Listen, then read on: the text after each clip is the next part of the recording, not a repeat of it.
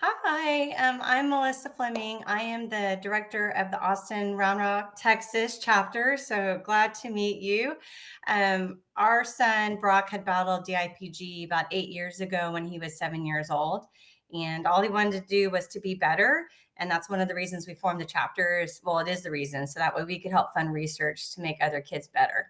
So it's my pleasure or our pleasure to let you know that we're awarding you with $100,000 for your grant targeting metabolic vulnerabilities for treating medulloblastoma. Congratulations. Thank you. Thank you so much. Great to see you guys. I just wanted to say that you guys are doing a wonderful job. After reading through what Keith went through and what everyone else on the team is just amazing. And so that's what wakes me up in the morning, because we are one of the only research center which is dedicated for children's cancer research in South Texas. And That as you is know, wonderful. We've got Melissa, a that few other people here that wants to introduce themselves as sure. well. So I wanted to go ahead and pass it on to Jim Getji. Dr. Rao, it's a pleasure meeting you, and we are very excited to see this type of innovative research, and we're going to be honored to tell the story and watch your successes and help spread the word about all the great work that you're doing.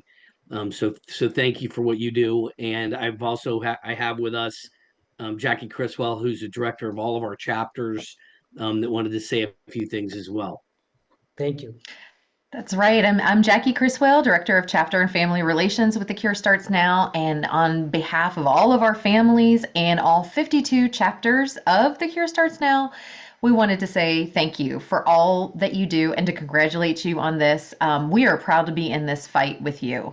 Thank you so much. Thank you.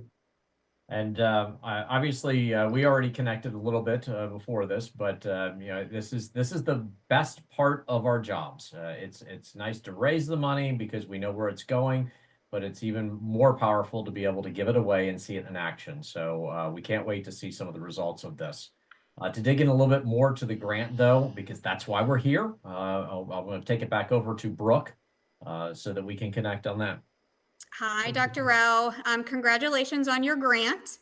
I am Brooke George. I am the Medulloblastoma Family Support Coordinator for The Cure Starts Now.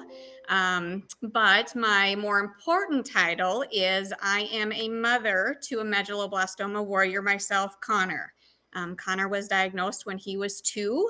So I have a very strong passion towards medullo research, and I just thank you so much for sharing that same passion and for fighting for all of our children and such important research that you do. In regards to your grant, effectively this grant is about understanding of how the SKP2 might influence glutamine metabolic pathways and how this creates the radioresistance in medullo. Could you explain that a little bit more for us? Sure. Thank you all. So what we have discovered that medulloblastoma, which is the most common malignant brain tumor in children, are highly addicted to a protein called SKP2.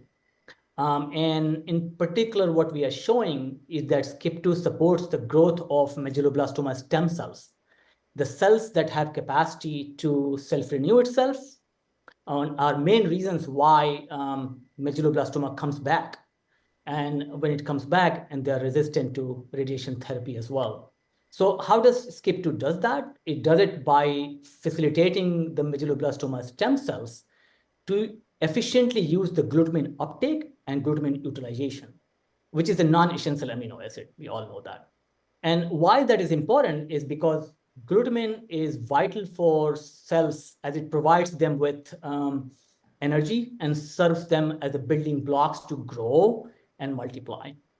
And what does SKP2 does, that it improves the glutamine utilization by medulloblastoma stem cells and by increasing the expression of genes that regulate the glutamine uptake and utilization. So this process helps medulloblastoma cells to not only survive, but also thrive. And so one of the significant problems with medulloblastoma is that these tumors often resist treatment with radiation.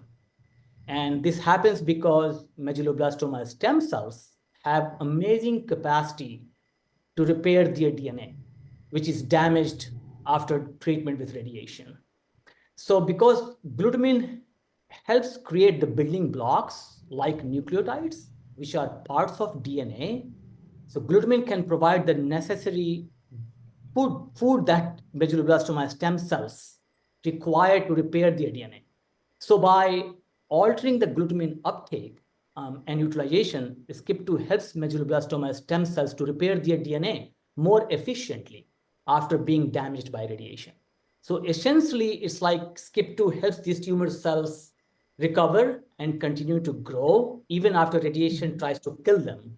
So leading what we call radioresistance.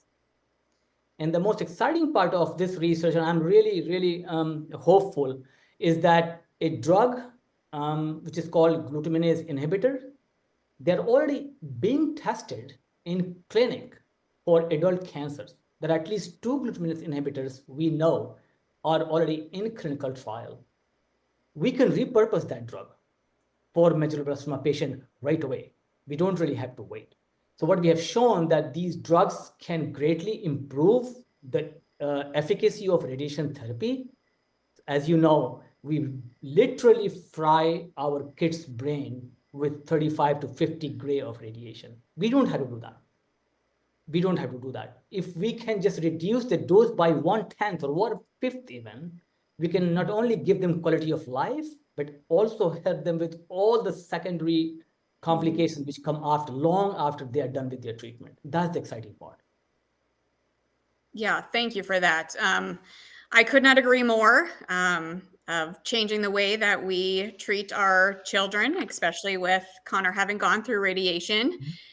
So again, I thank you for your passion, your dedication for this. I'm excited to see where your research goes and how it can grow. And just behalf on many Medullo families, I express our thanks to you. Thank you.